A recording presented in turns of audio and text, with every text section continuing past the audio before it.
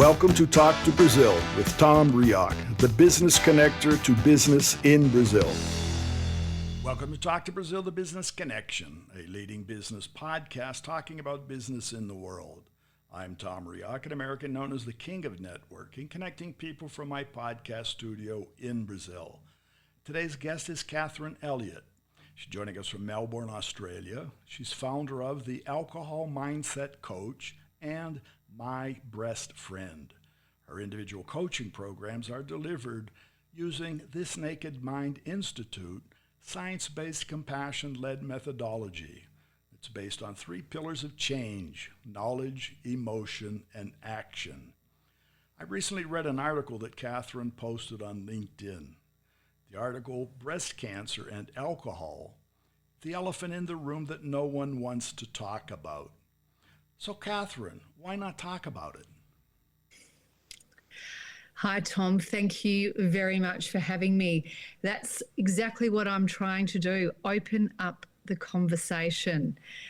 For me, my breast cancer journey led me to open up this conversation with myself about alcohol and breast cancer. It was one of the lifestyle factors that I thought over many years I probably hadn't looked after very well. And so I thought to myself, is there any direct link between drinking, alcohol, and breast cancer? I didn't know myself. And when I got my diagnosis at the age of 46, which was 3 years ago, this was what came to me. I was curious and inquisitive because I was a fairly fit, active, healthy woman who had, I'd looked after my diet. I'd done quite a lot of exercise. I'd had a few stresses in life, as we all do. Right.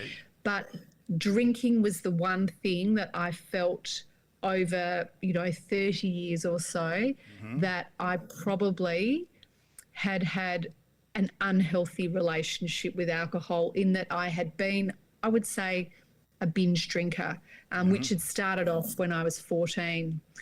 And so I started to do my own research, because we certainly didn't have any public health campaigns in Australia that identified this as a solo issue that I knew about.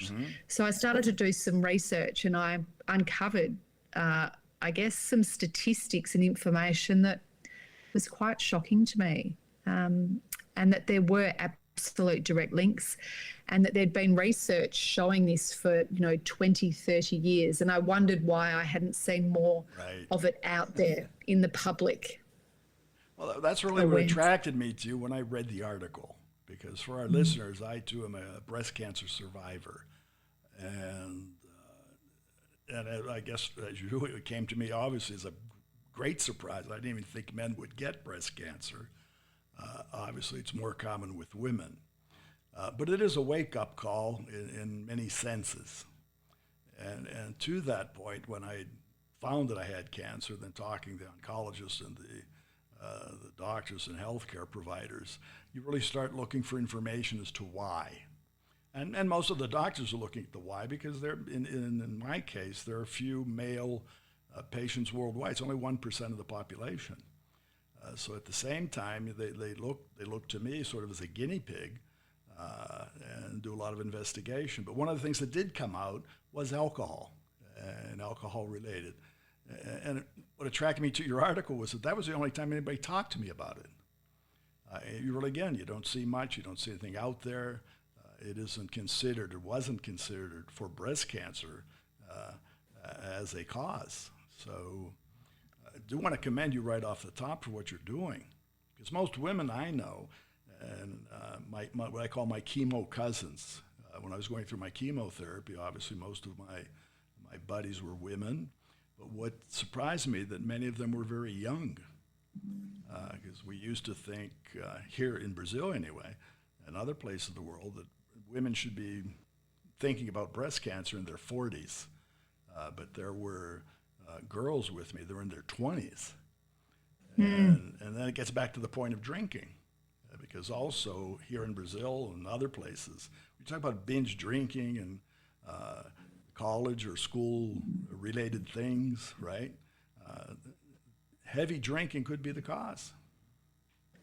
Yeah, I mean, absolutely. And I think for me, there was a real concern that binge drinking may have contributed to my diagnosis. I mean, I will never know for sure, but alcohol does increase your estrogen levels, circulating estrogen levels in your blood, which I had very high estrogen levels in my cancer pathology. Right. So that was one thing that was was interesting. But alcohol also breaks down into acetaldehyde, which is a carcinogen, which is even more toxic than alcohol, and it creates a lot of DNA damage.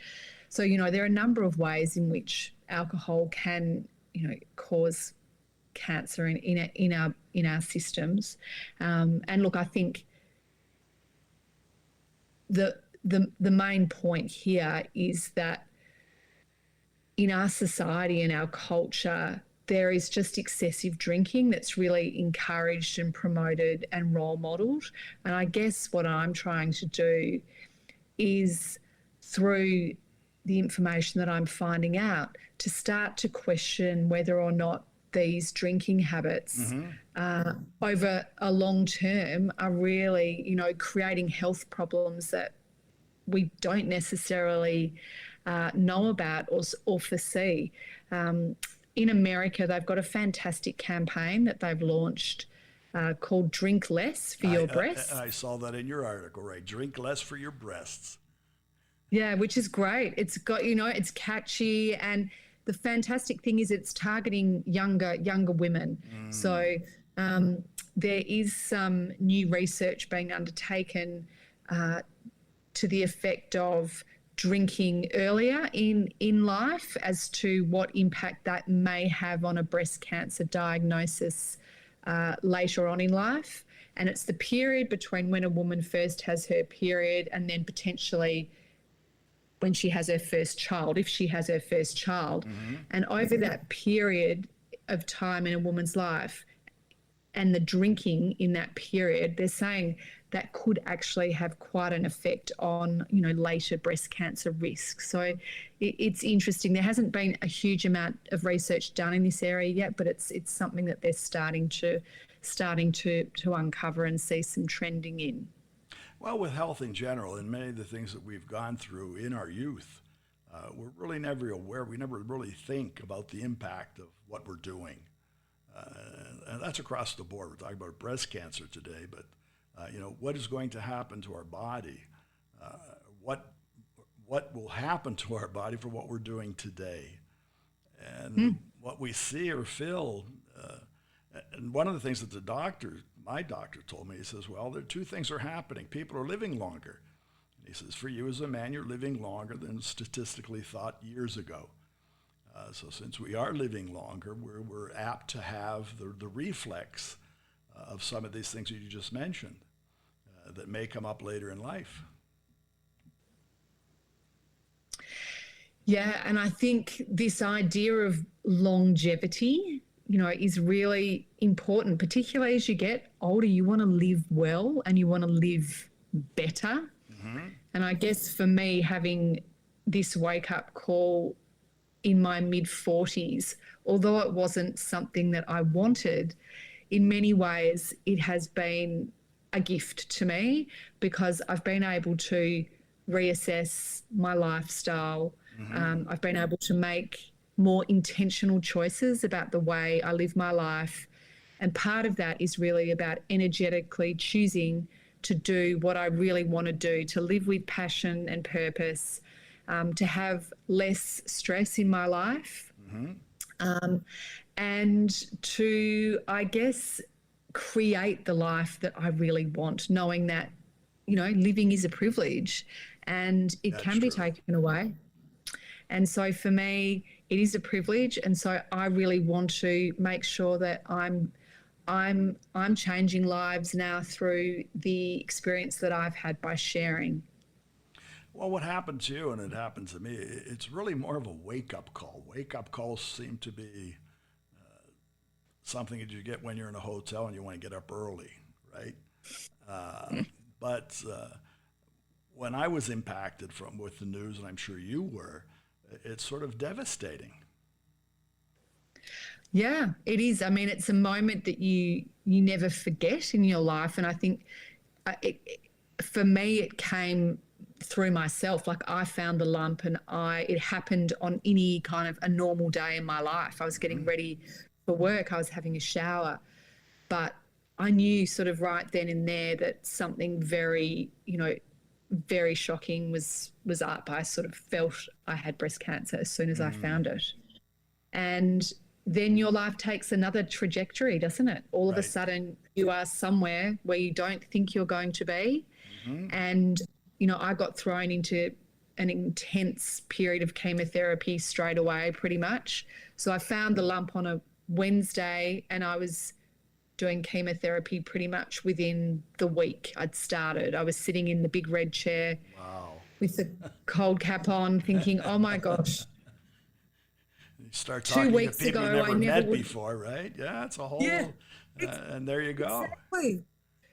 And I remember looking at going up in lift to the oncology department, and I'd always thought of that word oncology as something that would never be associated with my life. Right. And then there I was going up there every week. And, it became my regular routine of going to chemo for 6 months. Wow. You had more than I did, but in any sense, it is then you learn that you have to isolate yourself. What most people went through in the pandemic, we went through previously. Yeah, exactly. Well, I had my breast cancer diagnosis just before the pandemic. So I went through chemotherapy in 2019, but I had my surgery and radiation treatment and targeted therapy during COVID in Melbourne. So it was an interesting experience, to say the least. But I was very grateful that during chemotherapy, I was still able to have friends come and support me and family, because we didn't have the lockdowns then. And that's an important part of recovery, and I say that. It's friends and people close to you. You really need that support. You need support from others, because mentally, I did, and I'm sure you might have, we become mentally exhausted. We're physically exhausted from the chemotherapy, but we also become mentally exhausted. And just having somebody close, you don't even want them to speak maybe, just want them to be there. Yeah, it's a very tiring and taxing time on the body and the mind, I think, extremely. You don't realise how much until you've actually finished chemotherapy, I don't think. I didn't anyway. I didn't feel too unwell, but I was very tired and very fatigued. I lost a lot of weight during chemotherapy. Well, there's the plus and the minus to everything, right? But anyway, I want to jump to the second part. You've also created My Breast Friend. All right. So the evolution you've gone through, what many people, fortunately, have gone through, and you've come out the other side.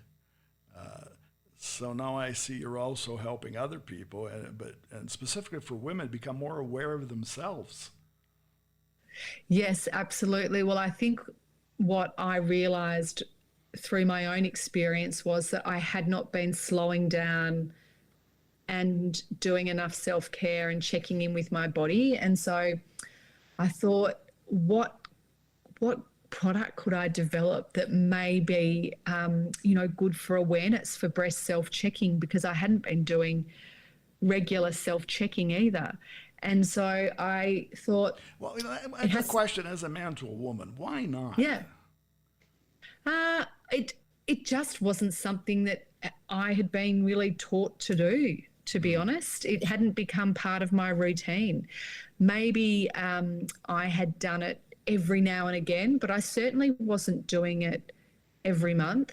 And I had a breast check at the doctor about 8 months before my diagnosis, and nothing had been picked up. So, but a lot of lumps don't get picked up through self-checking anyway, and breast cancer can show up in many different forms, and a lump is just one of them. Right.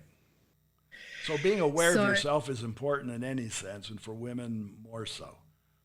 Yeah, well, absolutely. I think the products that I developed, My Breast Friend, are a range of body lotions and body washes that have self-check instructions on the back of the label. So when you're in the bathroom, it's a reminder. So, okay, I'm in the bathroom. There they are, My Breast Friend. Time to do my self-check. This is what so really acting as a reminder and awareness. And I donate some money from the sale of each product back to the Breast Cancer Network in Australia, which is an organisation close to my heart. Literally. Absolutely. And now it's interesting. We talk about business. So you made a business out of a business, and the business of self-check.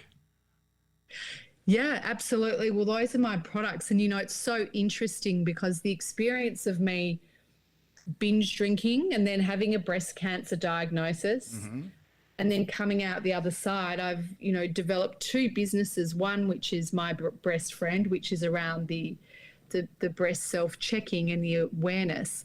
And the other one is the Alcohol Mindset Coach, which is my coaching business, where I help men and women who want to look at and change their relationship with alcohol. And that's, been such a fantastic business for me to be involved in, because every day I help other people look at and change their drinking habits so that they feel more empowered in their lives around their health, their relationships, their productivity at work. It really has such a ripple effect for them. Well, you've answered a question I was going to ask. So alcohol mindset coaching, it's for men and women. Yes. Yep. So I coach, generally my niche is professional men and women who identify as functioning binge drinkers. So, but they know they've got a problem. They know they're not functioning as well as they could. It might have started affecting their relationships, their work, and generally it's their relationship with themselves. They don't feel good about their drinking over many years. It's crept up, and they think, why haven't I grown out of this problem that I had when I was potentially a teenager or in my 20s? Why can't I stop? Why can't I moderate my drinking? Why am I still having these blowouts? Why is it happening? So I've developed some programs where we do quite a lot of work on looking at that and helping them break through. Well, that got culturally and in business culture for many years, drinking was part of a business culture. Absolutely. We talk about the 2 or 3 martini lunch and happy hours, and still to today, that's part of a business environment. Networking, everybody feels, well, you need to drink to open up to talk because I'm sort of shy, so maybe if I drink, I'll be less shy or more talkative. And we see that, and it is a fact. Networking event here in Brazil, you have networking events in the morning and it's coffee, but networking events in the evening, it's generally alcohol-centered, wine testing, what have you. Well, lots of socialising and business networking in Australia there is so much drinking done, particularly in sales jobs as well. And a lot of people feel like that's what they need to do to be responsible in their jobs is look after people, is drink a lot, and they get in too deep and they don't know how to change these habits, because once you've been doing this for a long period, habitual behaviour is very hard to break, and you really need to intentionally disrupt it and do some conscious work on it, which a lot of people don't, and that's where working with a coach can be really useful. Well, and having been there helps you help others in a more realistic way. Absolutely. A lived experience is so important because I think people feel that they're not being judged, that I've also, I guess, used some of my own tools and techniques in my own life, and I know them to be successful.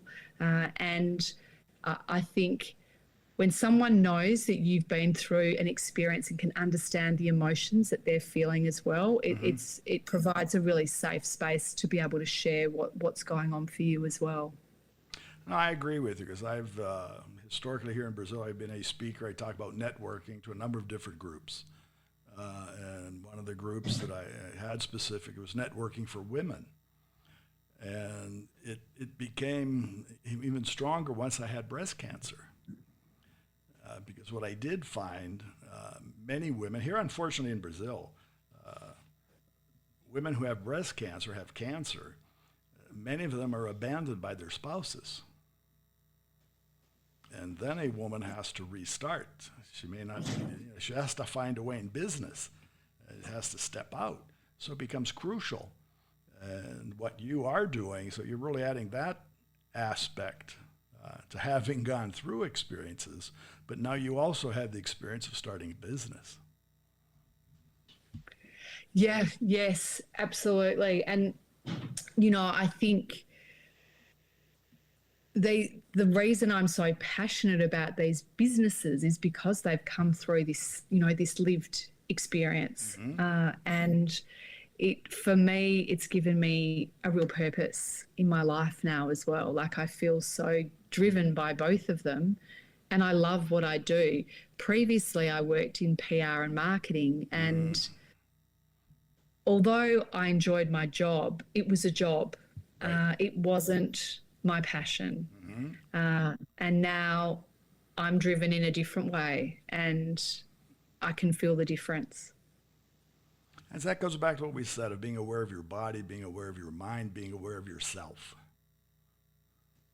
Yes, a lot more self-awareness. And I think self-awareness does come through challenges and difficult times, and there are often lessons to learn from those.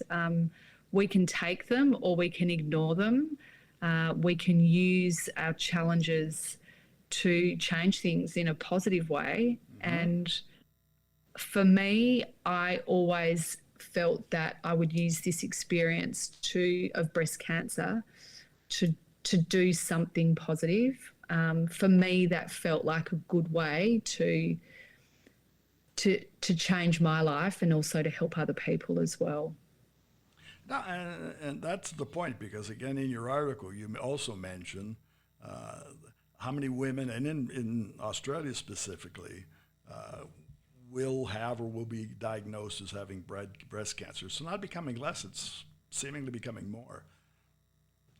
Yes, well, I think in Australia it's about 20,000 people a year. And I think of those 20,000, about 5 to 10% of cases can be directly linked to alcohol consumption. And I think that's probably across the world as well. There's a sort of a 5 to 10%. So there's a lot of cases, really. So in Australia, that's probably, 1,000 to 2,000 cases a year, which is significant. No, and it is, and to the point that you mentioned of from doing your own self-check, the earlier we find it, the better it is. So early stage diagnosis is certainly helpful. So the more people are aware, the more, back to your my breast friend, all right, the more people are aware of what they have to do before they get the diagnosis, can help people live and last longer. Oh, yes, absolutely, Tom. I mean, the more body awareness and knowing your own body, knowing when things change, the better. Absolutely. Well, Kathryn, we're coming to the end of our time. How can our listeners find you? So they can find me. I've got two websites. I have mybreastfriend.net and my coaching website is thealcoholmindsetcoach.com. Very good. Well, I want to thank you for sharing your time, your experience with our listeners and with me. Thank you so much, Tom. I really appreciate your time. I've loved our conversation. No, and congratulations what you're doing, and I'm sure we'll be speaking again in the future, okay? Yeah, look forward to it. Thank you, Tom. Okay, and for our listeners, it's Kathryn Elliott. First name is Kathryn. The last name Elliott, Elliott.